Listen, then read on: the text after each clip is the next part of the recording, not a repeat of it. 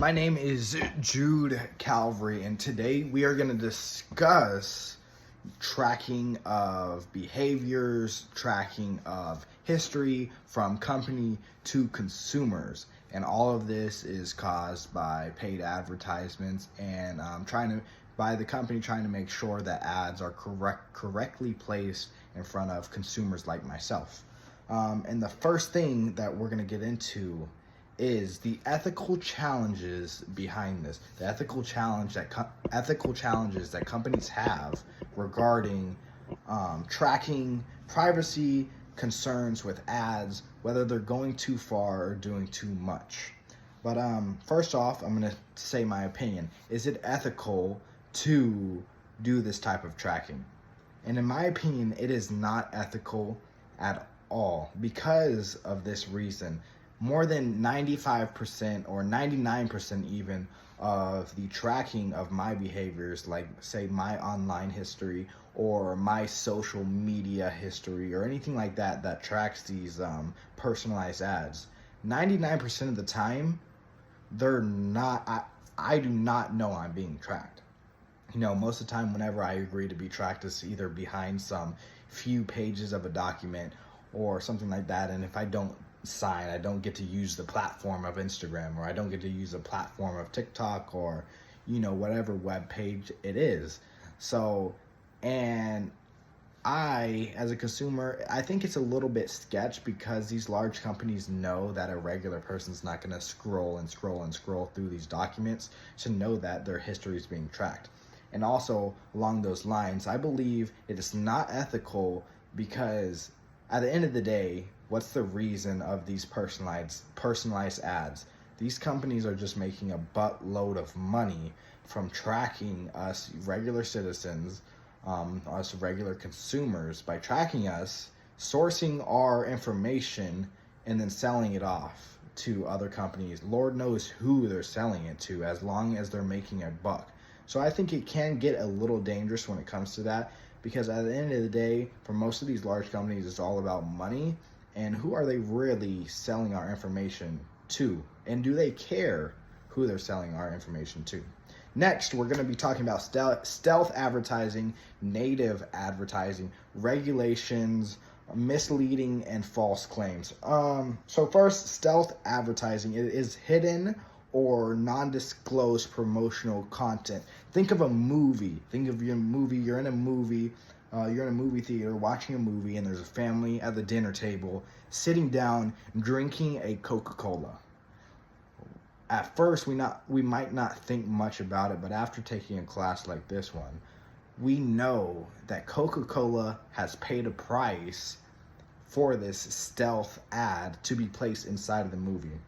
It's something that most consumers, most citizens, most regular people do not notice, but that's the perfect example for you. Or even a Mercedes in a movie or something like that, or a certain player drinking a Gatorade bottle, something that's a little hidden that we just don't notice is an ad. Next is the native ad.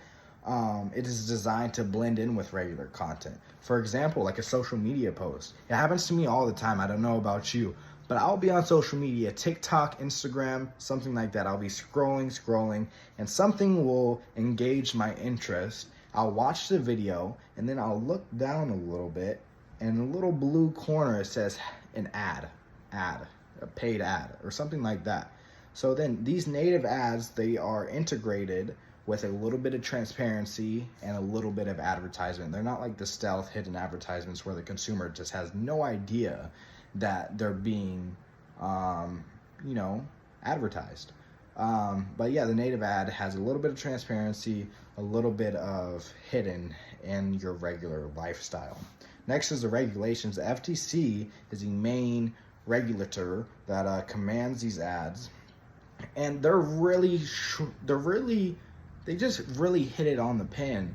And their main statement is to say the ads must be truthful and they must not be misleading. If an ad is not truthful and misleading, it is completely up to the regular person, citizen, whatever you want to call me or other people, to take that company to court to, file a claim against them if they were misled by an advertisement, if the product was falsely advertised whenever they received it, anything like that. And they, yeah, they can take it up with the FTC, the Federal Trade Commission, that handles all of these regulations and stuff like this.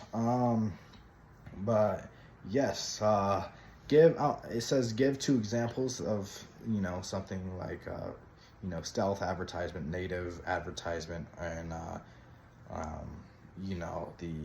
the regulations, something affecting the regulations, 2 different companies. I was going to go into Target and Red Bull. I had my MIS class, my management info systems, and Miss Bloodworth, or Professor Bloodworth, had talked a lot about Target and what Target did. So let me tell you a story. How Target broke regulations of tracking privacy and, a breach of privacy for a customer.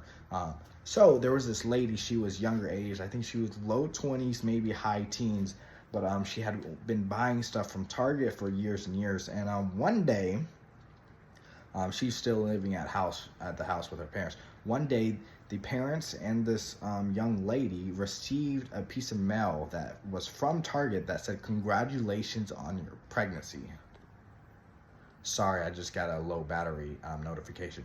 But it said, "Congratulations on your pregnancy." And she didn't know she was pregnant. Her parents didn't know she was pregnant. And they went and checked and found out she was pregnant. And Target knew this by tracking the buying history of previous pregnant women that came into, their shopping stores and stuff like that. And they know this because eventually these same women buy diapers or whatnot. So they tracked the history before they were buying diapers and things of such. And this lady was following the exact type of history, exact type of habits as these pregnant ladies were. And so they got in trouble for that. Another company would be Red Bull. Red Bull, we've talked about plenty in this advertising class. We talked about how they were leaving out these Red Bulls around college campuses or stores or whatnot, making it seem as if people were just drinking these Red Bulls and leaving them out and about around the city, whether it's some store, some school, or whatnot. But that's not very ethical of Red Bull. And Target, was it very ethical of Target to know this young lady was pregnant before her and her family even knew? I don't think so. But that goes right into my sources. I used Bowerman S.C. Kruker-Meyer.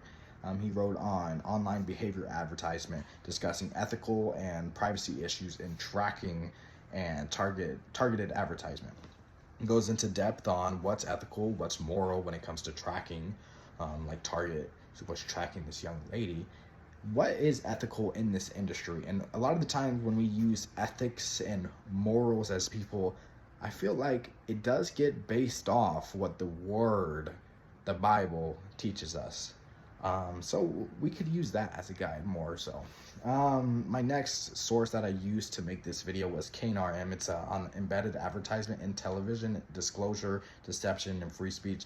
This goes along the lines with the stealth advertisement that I was talking about on television and social media. It dives in whether, how ethical it is for these companies to use these kind of deceptive ads, advertising to the consumer without the consumer knowing.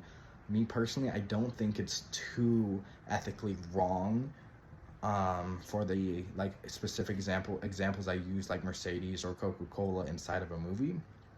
But yeah, to end this video off, I was just going to read my 2 verses that I use. Proverbs 12:22. The Lord detests lying. I'm going to read this straight off. I don't want to mess it up. The Lord detests lying lips, but he delights in people who are trustworthy. Philippians 4:8. Whatever is true, whatever is honorable, think about these such things.